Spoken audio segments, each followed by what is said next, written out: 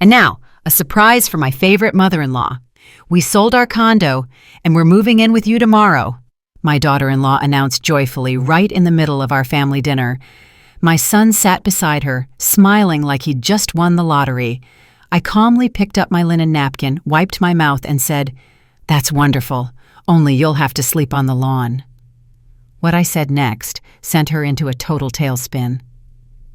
I was pouring the coffee when my daughter-in-law, Nkosazana, dropped that bombshell. She had that smile on her face, the one that always felt a little too sweet, a little too rehearsed. She raised her glass and announced to everyone at the table, "I have a wonderful surprise for Mom. Kambui and I sold our place. We're moving in here tomorrow." My son, my Bakari, sat there beaming like a proud little boy. The guests started clapping. Someone even said, "What a beautiful, close-knit family you have." I stayed calm. I dabbed the corners of my mouth with my napkin and replied in a voice that came out way steadier than I felt. "That's lovely, Nkosazana, but you'll be sleeping on the sidewalk because at 8 o'clock tomorrow morning, I'm handing the keys to this house over to the new owners." The silence that followed was so thick you could have cut it with a dessert fork. Nkosazana dropped her glass. Bakari went pale as a ghost. The guests stared down at their plates like the pattern on the china was suddenly the most fascinating thing in the world. Nobody dared to breathe. I just took another sip of my coffee and watched their world crumble. Because at 65 years old, after raising that boy on my own, after Jelani and I built this house with our own hands and our own sweat, I finally realized one thing. Sometimes, silence is the most powerful weapon if you use it at exactly the right moment. But to understand how we got to that scene, the scene that split my life into a before and an after, I have to go back. I have to tell you who I was before I became the woman who left her own family speechless. My name is Akeo Vance. I am 65, and for most of my life, I've been invisible. I don't mean literally invisible, of course. People saw me. Neighbors waved to me across their fences. Bakari called me Mama. But nobody ever really looked at me. Nobody asked what I was feeling, what I wanted, or what I dreamed about. I was just Mama. The one who was always there, reliable as a heavy oak dresser in the corner. I was just a shadow, moving wherever they moved, with no light of my own. I became a widow 12 years ago. My husband, Jelani, died suddenly of a massive heart attack on a perfectly ordinary Tuesday. He was out in the yard, watering his favorite blue hydrangeas. He fell right into the flower bed. By the time I found him, there was nothing left to be done. I remember the first thought I had after the shock subsided wasn't about paperwork or the hospital. It was, now I am truly alone. Bakari had already been married for 3 years by then. He had his own life, his job, his young wife, and his big plans. I was left in this big 4-bedroom house, one-on-one with the silence and the memories hanging on every wall like old photographs that no one looks at anymore. The first few months were the hardest. I'd wake up and automatically listen for Jelani's voice from the kitchen. I'd put 2 mugs on the table before catching myself. 1. Always just 1. Bakari would stop by on Sundays. Sometimes, if he wasn't too busy, he'd bring a box of donuts from the local bakery. He'd stay for an hour, maybe 2 if I was lucky. We talked about nothing, the weather, his job, the news. Never about what actually hurt, never about the fear. And then into that emptiness stepped Nkosazana. Well, she didn't exactly appear. She was there from the start, from the day she married my son. But to me, she was just Bakari's wife, just another person at the holiday table, smiling, polite, neat, perfect on the outside. After Jelani died, Nkosazana started coming around more often. At first, I thought it was out of the goodness of her heart. On Wednesdays, she and Bakari would stop by in the afternoon. They'd bring flowers and ask how I was doing. Nkosazana offered to help with the groceries or the cleaning, things that had started to feel a little heavier without another pair of hands around. I was grateful. Of course I was. What mother wouldn't feel happy when her son and daughter-in-law seemed to care?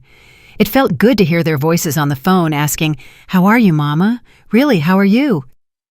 It took me months to realize that her questions always led somewhere. They weren't open, warm questions. They were targeted, like velvet-wrapped hooks. It started with small things, so tiny I didn't even notice them at first. A comment here, a remark there. And Kosazana would look around the house with those big eyes of hers and say, "This is such a big house for just you, Mama. Don't you get scared at night? The neighborhood is changing so much. I read that 2 houses on the next block were broken into." And I'd just nod. Yes, it's a big house. Yes, it gets lonely at night. But it was my home. The home Jelani and I bought 40 years ago. The home where we raised Bakari, where we celebrated every birthday, where I buried our old dog in the backyard. It was the house where, when I turned 50, I finally painted the kitchen walls bright yellow because I'd always wanted to, even though Jelani said it was too loud. In this house, every floorboard creak was a step I knew. Every pillow had held my dried tears. This wasn't just brick and mortar. It was my life. But Nkosazana didn't see it that way. To her, it was just real estate, an asset, a property with a market value. Slowly, visit by visit, she started planting seeds. Seeds of doubt, seeds of fear, seeds of dependency. Bakari started changing his tune too. He stopped asking how I was and started asking if I was managing. "Are you sure you're okay here alone, Mom? Maybe something smaller, something easier?" And Kosazana and I were thinking, you could sell this place and get a nice little condo in a new development closer to us. You wouldn't be all the way out here on the edge of the city. You'd be right next door. Every time he said it, Nkosazana would sit there nodding, wearing that commercial-ready smile, perfectly white, perfectly straight, not a single crack. 6 months went by, and the Wednesday visits became a ritual. She'd show up like clockwork, often without Bakari. She'd always have something in her hands, flowers or pastries from that expensive bakery, and that smile that was starting to make my skin crawl, though I wouldn't admit it to myself. She'd sit in Jelani's favorite armchair like she already owned it and start her routine. First, she'd ask about my health. "How's your blood pressure, Mom? Are you taking your pills?" Then she'd move to the house. "Oh, it must be so hard to keep up with the yard, the roof, the heating bill." And then came the stories, always about someone else. Neighbors, acquaintances, people I'd never met who, according to her, had suffered terrible tragedies because they stayed in their homes too long. "Did you hear about Miss Hattie from the church?" She'd sigh. "Lived in her house her whole life, and then it all went to pieces. She had no money to fix the plumbing, and the city almost condemned it. She ended up in a state-run nursing home. Imagine, Mama, building a home your whole life just to end up within 4 gray walls that aren't yours. If she'd sold in time, she'd be living comfortably in a nice apartment right now." I'd listen, nod, pour more coffee, and a tiny voice inside me would whisper, "These words aren't accidental. Every one of them is placed exactly where it's meant to be." But I was a master at not noticing things that were too painful to see. Bakari changed too. Or maybe he'd always been that way and I just didn't want to admit it. My son, my only boy, whose hand I held when he was learning to walk in this very yard, was looking at me differently now. He didn't see his mother. He saw a problem to be solved, a liability. When he came over alone, which was becoming rare, he only talked about money. "Mom, I'm worried about your expenses," he'd start. "The property taxes, the maintenance. It's eating up your savings. You could be using that money for yourself. You could travel, live a little." Live a little.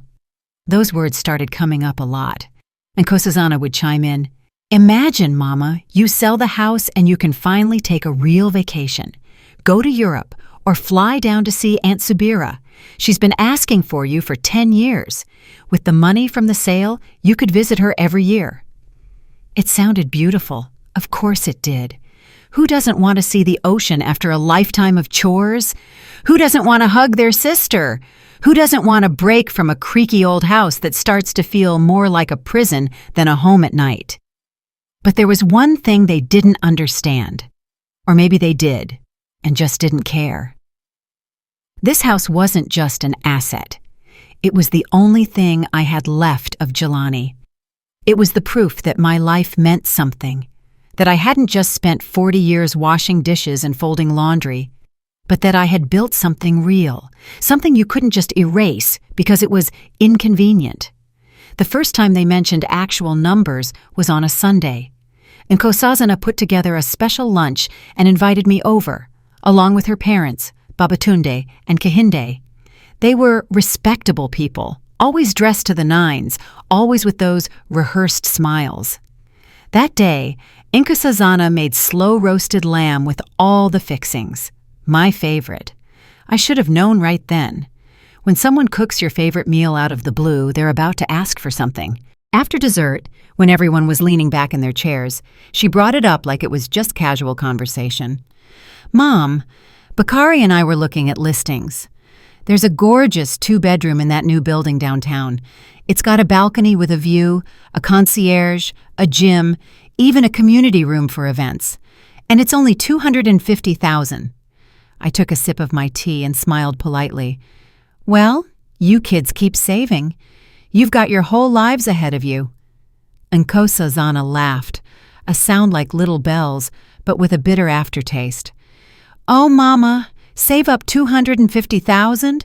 Between the rent and our bills, we're barely treading water. But we were thinking, your house is worth at least $420,000 now. You could sell it, buy yourself a nice quiet place on the ground floor for maybe $120, and the rest." She paused and looked me dead in the eyes. "The rest, you could lend to us for our place. Everyone wins. You get a cozy, manageable home, and we finally get a roof over our heads that we actually own." A heavy silence fell over the room. Babatunde cleared his throat.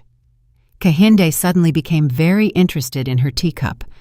Bakari studied his plate like it held the secrets to the universe, and Nkosazana just watched me, waiting. It was the classic move, one more sacrifice for the good of the family. I didn't say anything then. I just gave her my standard reply. "I need to think about it. It's a big decision, isn't it?" Nkosazana's lips tightened.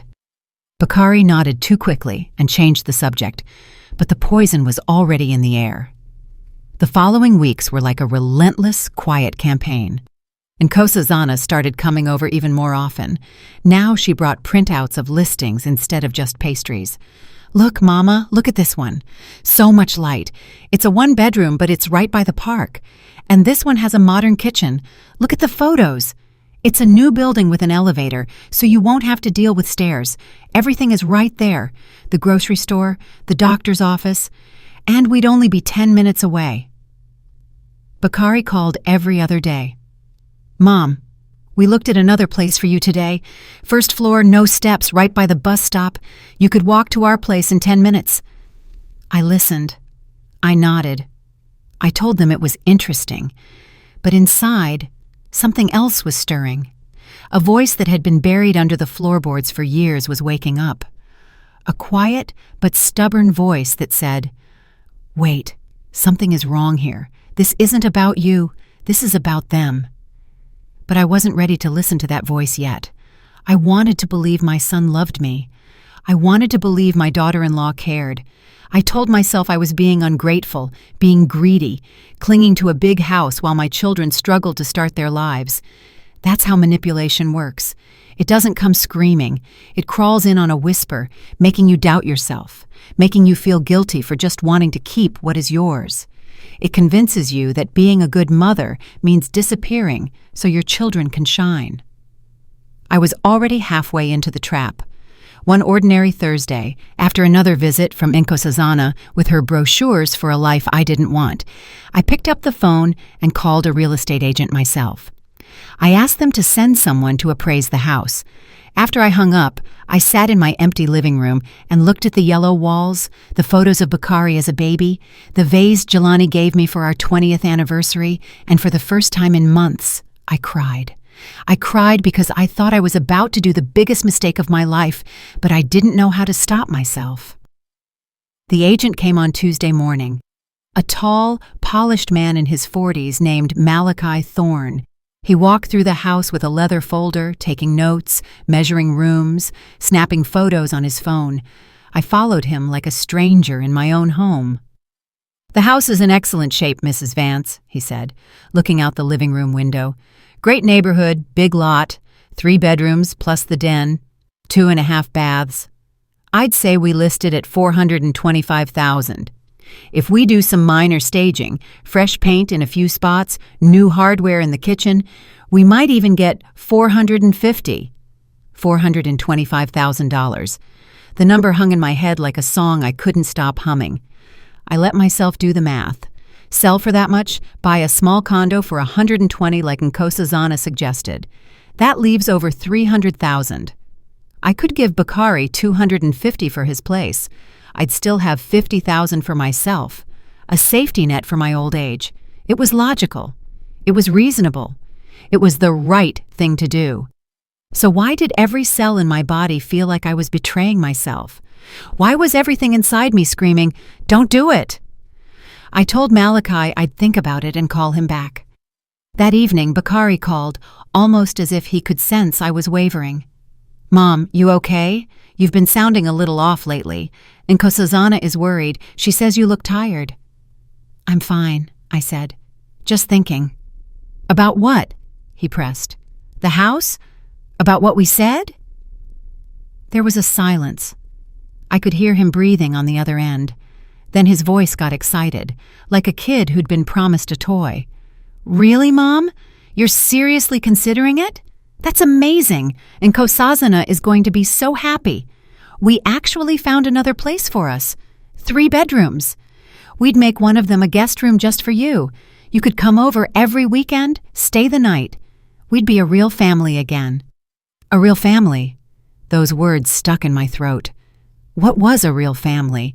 Was it me selling my home to fund their dreams? Was it me shrinking my life down to a 1-bedroom box so they could have more space? Was it me slowly dissolving into a grandmother on call, allowed into their lives only if there was a spare room and I wasn't in the way? "I'll think about it, Bakari," I said. "Don't push me." "Okay, Mom," he said quickly. "Just don't wait too long. This is a big chance. Units like this don't stay on the market." The next few days were a blur of suggestions and hints. Nkosazana didn't wait for Wednesdays anymore. She'd show up Monday morning with a bag of fresh bagels. Tuesday afternoon, she was just passing by. Wednesday evening, they had an errand nearby. And every time there was something new in her bag. A flyer, a printout, a photo of the perfect condo for me. "Look, Mama, this one is a dream. Ground floor, tons of light. It's in a brand new building with a doorman and a security system. And the best part? It's on sale for $135,000. We thought $150, so this saves you $15,000 right off the bat. That's your emergency fund right there." Then she'd start the maintenance math. She'd tell me how much I'd save on utilities by not heating a whole house, how I wouldn't have to pay for lawn care or roof repairs. She talked about the peace of mind of having a concierge and cameras. She had a piece of paper for every question I had. I watched her and realized this hadn't been planned in a week. They'd been working on this probably since the day I buried Jelani. And Nkosazana had seen an opportunity, a widow with a valuable house. Bakari turned up the heat too. He called twice a day. "Mom, we found the one for us. It's got a home office where I can finally focus. Nkosazana could do her side hustle from home, but we have to decide fast. The owner said there are other offers. We need to put down $50,000 for the earnest money within 2 weeks.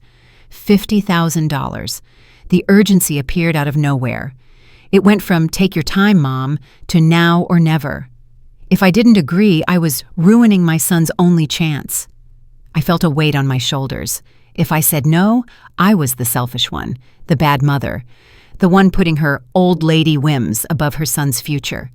And Nkosazana brought in the heavy artillery, her mother. They started coming over together, sitting in my living room, drinking my tea, and performing a duet of sorrow for the struggling younger generation. "It's so hard for the young people these days, Akeo," Kahinde would sigh. "The prices are insane. The wages are a joke. Back in the day, we did everything we could to help our kids. We sold our extra lot, emptied our savings, anything to make sure they had their own place. It brings so much peace to a mother's heart to know her children are settled. The message was clear. Normal mothers give up everything for their children and are happy to do it. It was a mirror they were holding up to me, forcing me to look at the ideal mother, the sacrificial, humble woman who erases herself so her children can thrive. But something inside me was pushing back, that old, tired but stubborn voice. Enough, it said. How much more do you have to give? You've been someone's wife, someone's mother your whole life. You've adjusted your mood, your plans, your money for everyone else. You've always been the one to step aside, to keep quiet, to agree. And now when you finally have your own space, your own time, your own peace, you have to give that up too? One afternoon, Nkosazana arrived without any brochures. She had a folder. She sat down at the kitchen table before she even took off her coat. Okay, Mama, I've got it all figured out. I talked to a lawyer. It's simple. You sell the house. We help you pick out the condo. We set it all up, and then you lend us the $250,000 for our place. It'll be a formal loan. We'll pay you back over 10 years, $25,000 a year. It's all in this draft agreement I put together. A loan. It sounded so official, but I wasn't born yesterday. I knew that in families, loans are usually gifts with a different name.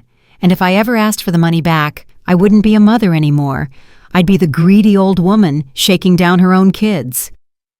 I looked at the papers, then at Nkosazana's confident, satisfied face.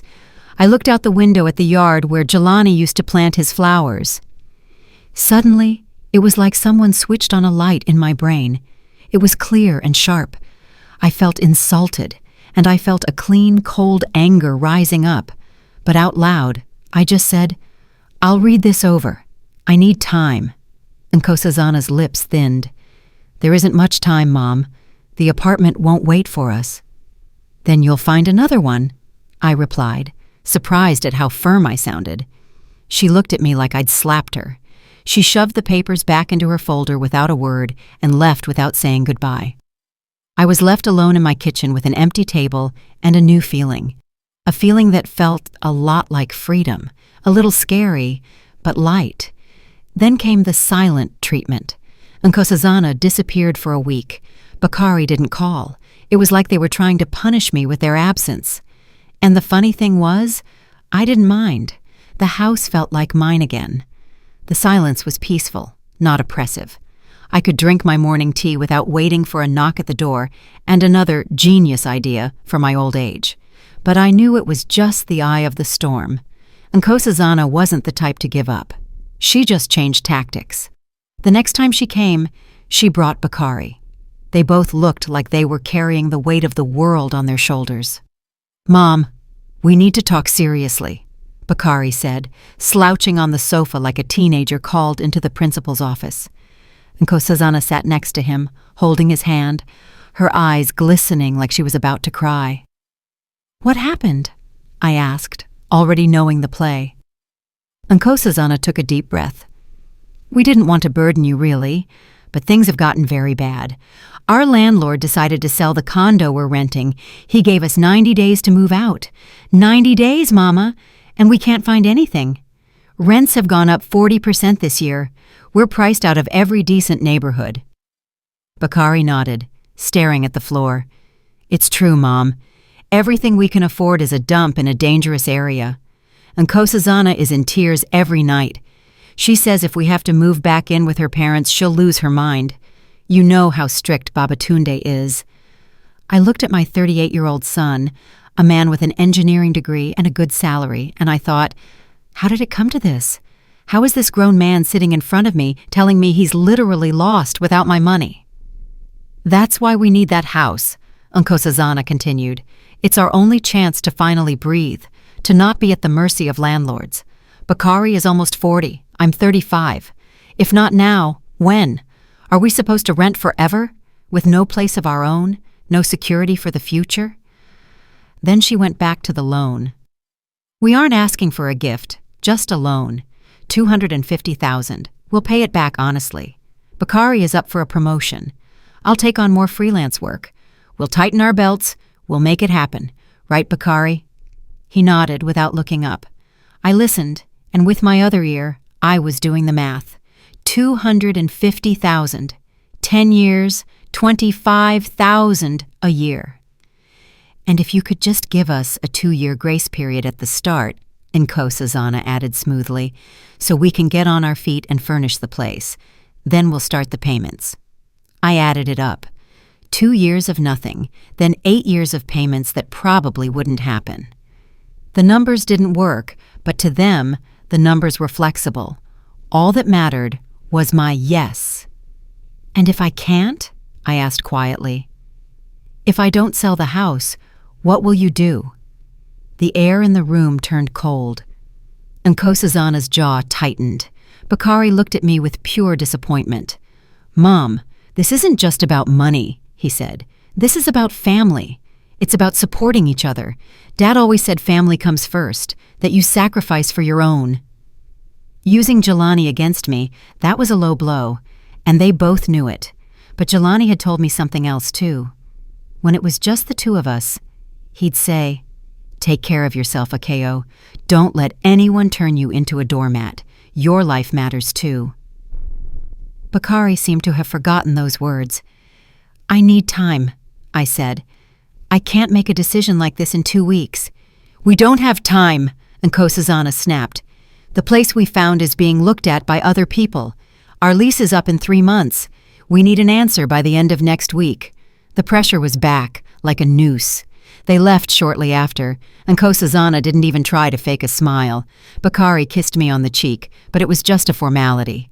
I watched them walk to their car from the window. Something inside me finally clicked into place. That night, I tossed and turned. I thought about all the years Jelani and I worked double shifts. I thought about how I used to clean other people's houses to save up for the down payment. We paid that mortgage for over 20 years, denying ourselves everything. This house was our reward. It was my only real protection. And now I was supposed to give it up, shrink myself into a tiny apartment, lose my yard, lose the extra income from the small basement unit we used to rent out. They'd get everything. I'd get a tiny box and a few pennies, along with the obligation to be a good mother who never asks for anything in return. The next morning, instead of calling Bakari, I called a different number. A lawyer a neighbor had mentioned once, a woman named Mrs. Sterling who specialized in property and estates. I explained the situation, the house, the loan draft, the pressure. She listened and said, "Come in on Friday at 10. Bring every piece of paper you have." Friday hadn't come yet, and I had to keep living. For the first time, I did something I'd never done before. I opened my phone and went to Bakari and Nkosazana's social media pages. I felt guilty, like I was spying, but I kept scrolling. There were new photos. Nkosazana in a designer dress that definitely didn't come from a sale rack. Bakari standing next to a car that was much newer than the one he'd had a year ago. A dinner at a high-end steakhouse, white tablecloths, expensive wine, and then, from 3 months ago, the beach, lounge chairs, tropical cocktails, hashtags about self-care and vacation vibes. These were the people telling me every day that they couldn't afford rent, that they were about to be homeless. Something snapped. "The math doesn't add up, Akeo," that inner voice said. "Something is very, very wrong here." The next morning, I did another thing I'd never done. I called my sister, Subira. We've lived in different worlds for years. She's down in Savannah, Georgia, near the coast. I'm up here. We'd talk on holidays, trade pleasantries, but I'd never really opened up to her. She picked up almost immediately. "Akeo, you okay? You sound breathless." I told her everything. The Wednesday visits, Bakari's concerns about my expenses, the brochures, the stories about the poor old women who didn't sell their homes, the $250,000 loan, the pressure, the guilt, the way they'd almost worn me down. Subira was silent for a long time. Then I heard her sigh. "Akeo," she said in that firm, no-nonsense voice of hers, "they are using you." I winced like she'd slapped me. Using me? He's my son. That makes it worse, Subira said. What you're describing isn't love. It's exploitation. You're a widow with a house, and they've decided that house belongs to them, not you. If you sell that house for them, you will regret it for the rest of your life. That house is your security. It's your independence. Without it, you are on their leash. They'll call you when they want you. They'll ignore you when they don't. One argument, and you have nowhere to go.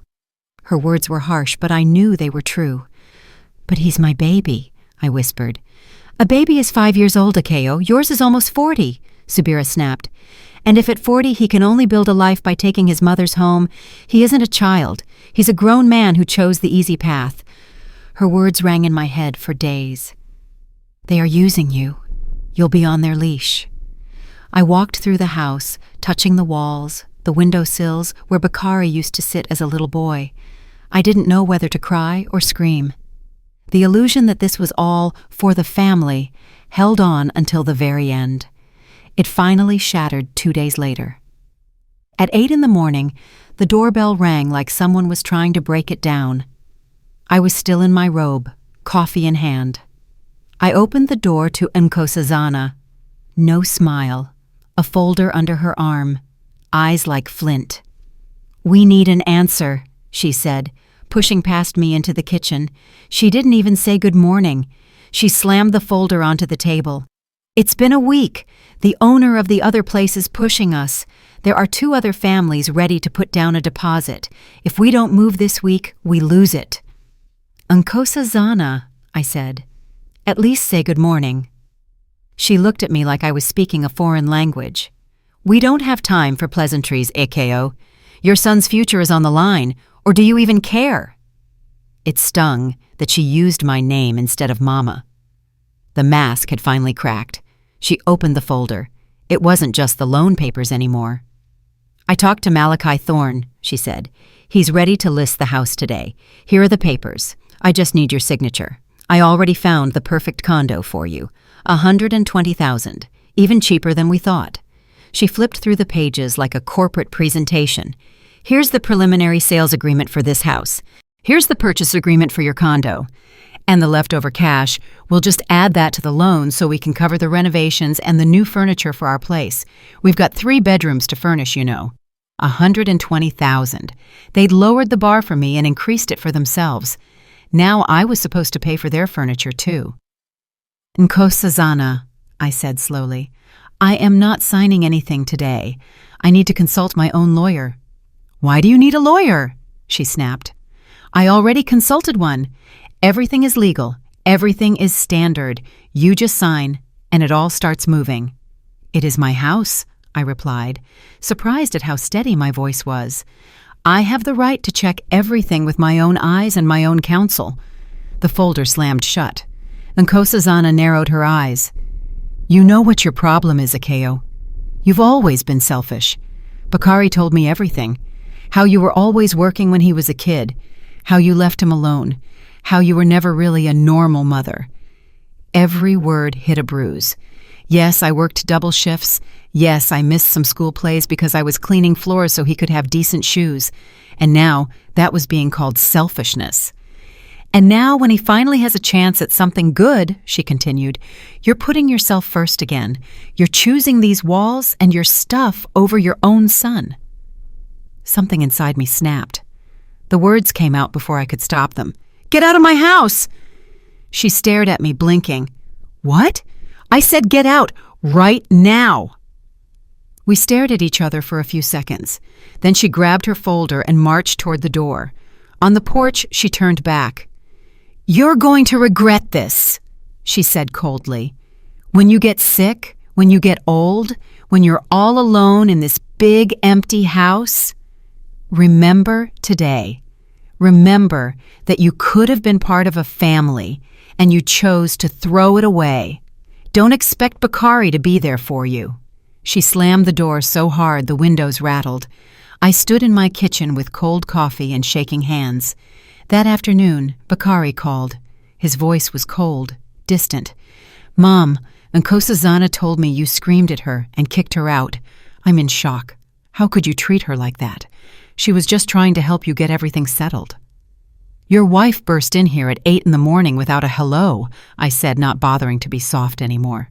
"She tried to force me to sign papers I hadn't even read. She called me selfish and threw my past in my face. And you're talking to me about help?" "She's stressed," he yelled. "We're both stressed.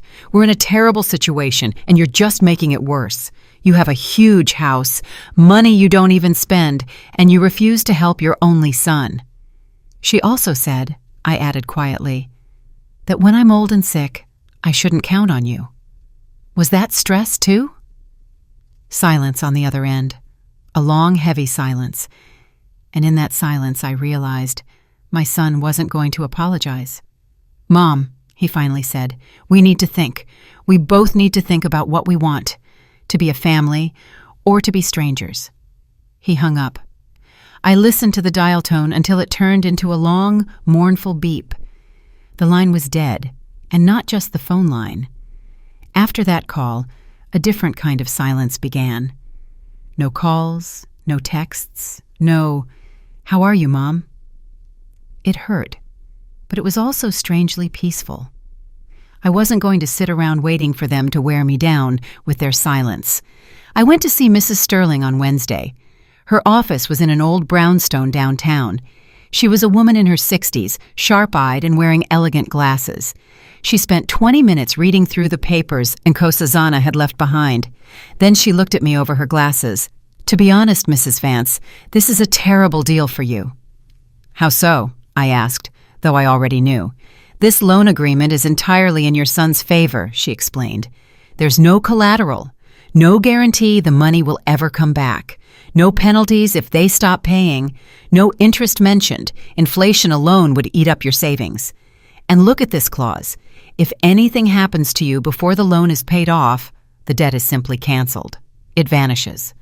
So, if I die," I swallowed hard, "they get the house, the money, and no obligations." "Exactly," she nodded. "I've seen this dozens of times. It starts with Mom. We'll pay you back every cent. Then comes a crisis, a car repair, a new baby, and suddenly they can't manage right now. The mother stays quiet because she doesn't want to harass her own child. In the end, she has no money, no home, and a heart full of bitterness." I looked at the papers like they were someone else's story. "What do you advise?" "Don't sell the house for this," she said without hesitation. "Don't sign a thing until you've cleared your head. This house is your only real asset. It's your safety net. It's the one thing that keeps you from being at the mercy of others." She softened her voice. "If you ever want to help your son, that's your right. But there are ways to do it where you don't end up with nothing. But this is you giving up everything for a handful of promises." When I left her office, the air felt different, clearer. I walked to the bus stop thinking, I'm not crazy, I'm not greedy, I'm just holding on to the only life I have. But deep down, a tiny spark of hope remained. Maybe Bakari would come to his senses. Maybe he'd call and say, "Mom, I'm sorry, we went too far." A week passed, 2, 3, nothing, not a word. I stopped checking my phone every 5 minutes. I stopped making excuses for them. I sat down and looked at my own finances. I looked at my pension, my small savings, the rent from the basement unit.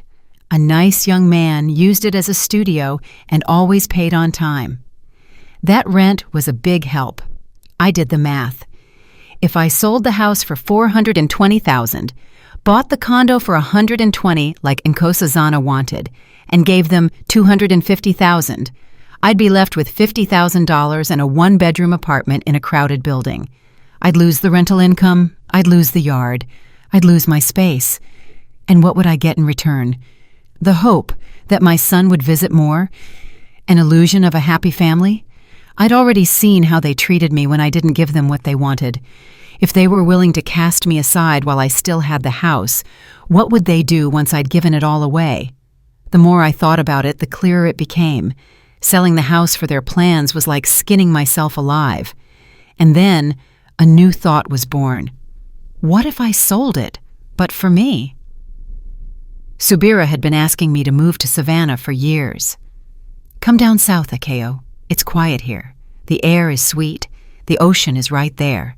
We can grow old together. She'd sent me a link to a condo in her area, a 2-bedroom with a balcony overlooking the water. It was more expensive than the box Nkosazana wanted for me, but it was beautiful. I could sell the house, buy a place there, and still have plenty of money left to live comfortably. I wouldn't just be defending myself, I'd be choosing my own life. I called Malachi Thorne again. Are you still interested in listing the house? Of course, Mrs. Vance. Have you decided? Yes. List it. But one condition. No signs in the yard. No big public announcements. I don't want the family or the neighbors to know yet. I want this done quietly. I understand, he said.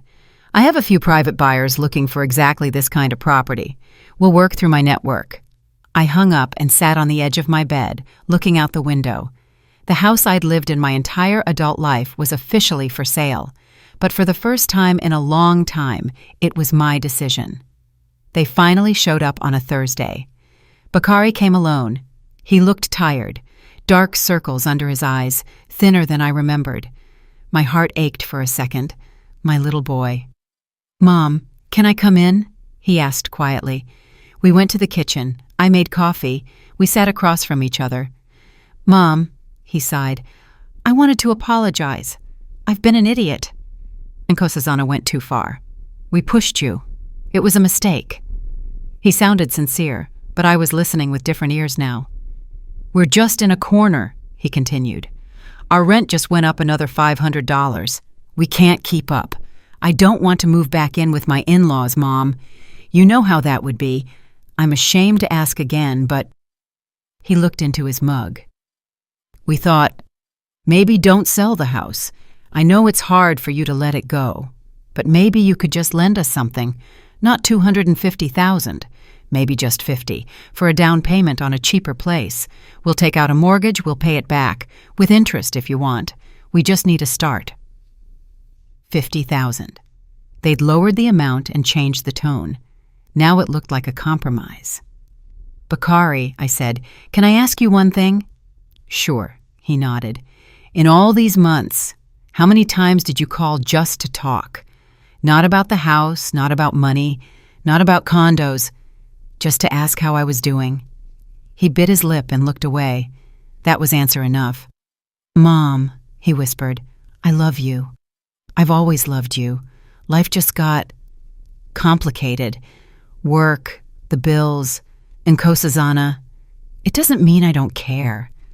A love that only remembers me when it needs my money, I said softly, is a very strange kind of love. He snapped his head up. That's not fair. We aren't bums. We work. It's just the times we live in. Everything is so expensive. You don't know how hard it is for young people now. You had it easy. You bought a house on one salary back then, and we can barely afford rent on two. Is it fair that you're sitting in this massive house while we can't even afford a nest of our own? There it was, the truth. Not, Mom, help us, but you owe us. Bakari, I said calmly, we didn't win this house in a lottery. Your father and I paid for it for 25 years. I washed other people's floors so we wouldn't lose it. We denied ourselves everything. That was the price we paid for these walls. You at least had the opportunity, he yelled. We don't! You're choosing money over your own son. You're so cold, so calculating. Dad would never have done this. He wouldn't have left me in this situation. Dad taught me never to let myself be used, I said, my voice low but steady. He's gone, and I'm finally starting to listen to him. Bakari grabbed his jacket. At the door, he turned back. Fine, live in your house with your money. But remember this, when things get bad, when you need help, don't look for me. You want to be alone? You'll be alone. He slammed the door. I sat down right there in the hallway. I cried. Not a quiet old woman cry, but a real gut-wrenching sob. I cried for the boy I used to hold, for my hopes of a warm old age, for the years I spent believing that family was everything. But through the tears, there was something else. Relief. No more illusions. No more excuses. Everything was out in the open. That evening I called Subira. She listened to it all and then said, "Akeo, sometimes losing someone who doesn't value you isn't a loss. It's a gift. You've lived your whole life for everyone else. For Jelani, for Bakari, you're 65. You have every right to live for yourself. Sell the house and come down here." The next day Malachi called. "I have great news, Mrs. Vance. I found a buyer, a young couple, both doctors. No financing needed, all cash. They love the house. They're offering $430,000. $430,000. Cash. Do you accept?" I didn't hesitate. "Yes, I accept." We signed the paperwork that afternoon. I walked out of the office with a folder of my own and the feeling that I had finally opened the door to my own life. The house wasn't sold to fund someone else's dreams. It was sold for my future. Subira sent me a link. "Look, that condo I told you about is still available. 2 bedrooms, a balcony with a view of the Atlantic. $200,000. We did a video call with the local agent. Subira walked through the place with her phone, showing me the kitchen, the bright bedrooms, and the balcony where the sound of the waves filled the air. "Well," she laughed, "can you see yourself having your morning tea here?" I could. "Let's do it," I said. "Let's buy it." Everything fell into place. I'd get the money for my house, and 2 weeks later, I'd close on the place in Savannah. It was so smooth it felt like the universe was saying, "Finally, you chose yourself." The only thing left was Bakari and Nkosazana. They still hadn't called. They were still playing the injured party. I could have just left without a word. Part of me wanted to let them show up one day and find strangers living here. But I'm not a runner. I've always faced things head on. I decided they wouldn't hear it through rumors. I would tell them myself, but on my terms. Not in my kitchen where they could double-team me, but in front of people. I sent out a text. "I'm hosting a dinner this Saturday at 7. I have an important announcement. I'd really like you all to be there." Bakari replied 2 hours later, "We'll be there. I'm glad you finally came to your senses. Happy for all of us." I smiled. He thought he knew what I'd sensed, but he had no idea. Saturday was a beautiful sunny day. I spent the morning preparing. I made a roast lamb, the way Bakari had loved it since he was a kid. Mashed potatoes, greens, homemade cornbread. For dessert, a 3-layer cake. I used the white linen tablecloth, the one I only brought out for the biggest holidays. By 7, the guests started arriving. My neighbors, Marcus and Faye, who'd known Bakari since he was in diapers, my friend Hattie from the choir, then Nkosazana's parents, Babatunde and Kehinde. "Akeo, thank you for the invitation," Babatunde said politely. "Nkosazana mentioned you'd made some big decisions." "I have," I said. "I'll tell you all about it soon." Bakari and Nkosazana were 15 minutes late as usual. Nkosazana walked in wearing a new dress, hair perfectly done, a huge smile on her face. She kissed my cheek. "Mama, it's so good to be here. We missed you, didn't we, Bakari?" Bakari kissed me, looked at the table and said, "This looks amazing. I'm glad you decided to listen to us." I didn't say anything. I just invited everyone to sit. We ate. We talked about the neighborhood, about work, about health. I sat at the head of the table, Jelani's spot, and felt a quiet strength rising in me. When dinner was over, I tapped my glass with a knife. "Everyone," I said, "if I could have your attention for a moment." The room went quiet. "Thank you for coming," I began. "I wanted you all here because you've been part of my life for so many years, and I want you to hear this from me. I've made a decision about the house." Nkosazana leaned forward, her eyes gleaming like a child about to get a present. Bakari sat up straight. Babatunde nodded approvingly. "I've decided to sell the house," I said calmly. Nkosazana let out a little squeak of joy. "I knew it," she whispered to Bakari. He beamed. "Mom, I'm so happy you finally—" "I haven't finished," I said, raising my hand. The silence returned, heavy this time. "I haven't just decided to sell it," I continued. I already have. The contract was signed a week ago. The new owners take the keys in 3 weeks. For a second, nobody moved. Nkosazana was the first to speak. Already? But how? We were going to help you find a buyer. We were going to negotiate. A buyer found me, I said. 430,000 cash. I accepted. I took a sip of my wine. Well, that's even better, Nkosazana said, recovering quickly. Mama, do you realize what that means? You have even more money now. You can buy a nice condo for 130 and you'll have 300,000 left.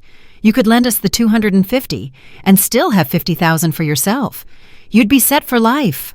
She was talking so fast, already spending my money in her head. I'm not lending anyone anything, I said. Not 300,000, not 50,000, not even 10. Nkosazana's face transformed instantly. What do you mean you aren't lending anything? Just what I said, I replied. I sold the house for myself. I'm using the money to buy a place in Savannah near Subira.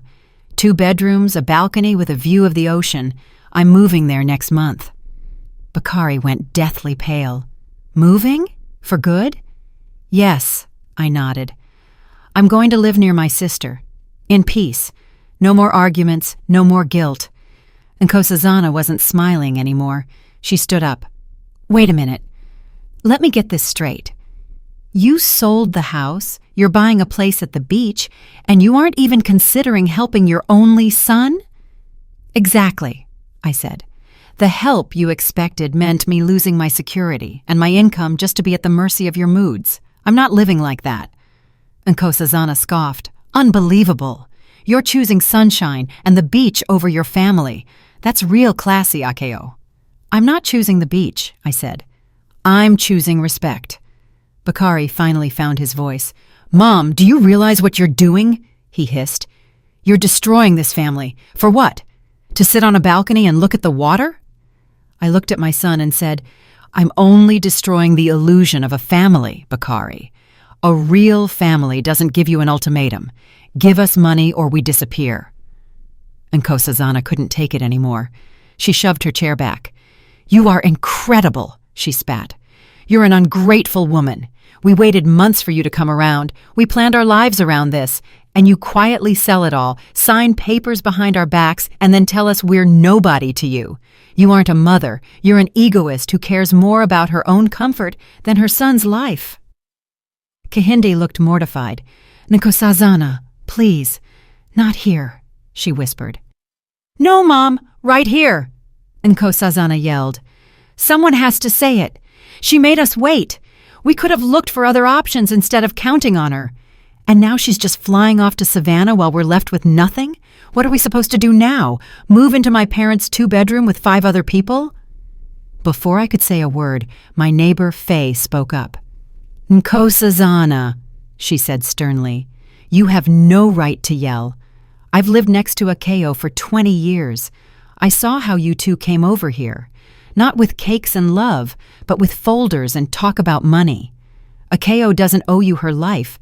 She already raised her son. I didn't ask for your opinion, Nkosazana snapped. You are in my house, I said, my voice cold and hard. And you will speak to my guests with respect, or I will turn this family talk into a very short conversation. Nkosazana looked like she wanted to set me on fire. The mask was gone. The smile was gone. This was the real her. Let's go, she hissed to Bakari. I'm not sitting at a table with a woman who abandons her own son just to play victim. She grabbed Bakari's arm and pulled him up. He stood there, white-faced, looking at me with a heavy, resentful stare. I thought he might say something, but he just turned away. They walked out and slammed the door so hard the chandelier shook. A dead silence settled over the table. Nkosazana's parents spoke first. Akeo, we are so ashamed of our daughter, Kehinde whispered. We didn't know it had gone this far. She told us you'd offered to help, and then changed your mind for no reason. We had no idea about the pressure, the folders. Babatunde sighed. You're doing the right thing. At your age, having a roof over your head that nobody can take away isn't a whim. It's a necessity. They stayed for a little while, apologized again, and left. They were clearly embarrassed. My neighbors stayed, and we finished the wine. Marcus made a little joke to break the tension, and slowly the weight lifted. We talked about old times, about Jelani, about the house. Late that night, after the last guest had left, the house was finally quiet. Not empty, just quiet. I walked through the rooms, cleared the table, and realized I didn't feel a dark hole in my chest. I felt a steady, tired relief. The point had been made. The next 3 weeks were a marathon of packing. 40 years of life don't fit into boxes in a day. I went through every closet and drawer. Some things I gave away, some I sold, some I took to the church. I cried a lot, but they were goodbyes, not regrets. Bakari never called, not once. The day of the move came. The new owners arrived. The young doctors. They were polite and excited. "We're so happy we found this home," the wife said, touching the doorframe. "We wanted a place where our baby could have a yard." She showed me her ultrasound photo. "Take care of this house," I told them. "There was a lot of love here." "We promise," the husband said. "We'll make our own history here, but we'll respect yours." I handed them the keys, walked out to the car where Subira was waiting. She'd flown up to help me, and drove away. I didn't look back. I knew that if I did, I might break. The flight was a blur. I looked out the window at the clouds and thought, I'm 65 years old, and I'm starting a new life. It was scary. It was late. But it was better than staying where I was, only valued for my bank account. Subira was waiting at the airport, with flowers and tears in her eyes. "Well," she said, hugging me tight, "I'm never letting you go again." The condo was even better than the video. It was simple, bright, and the balcony looked right out over the water. Subira had already stocked the fridge. My favorite mugs, the ones she'd borrowed years ago, were on the counter. Photos of our parents were on the wall.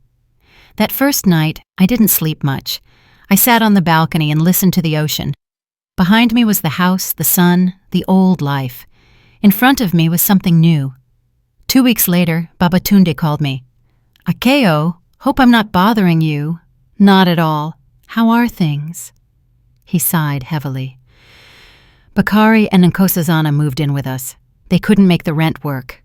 It isn't easy, I'll tell you that. Nkosazana is miserable, Bakari is moody.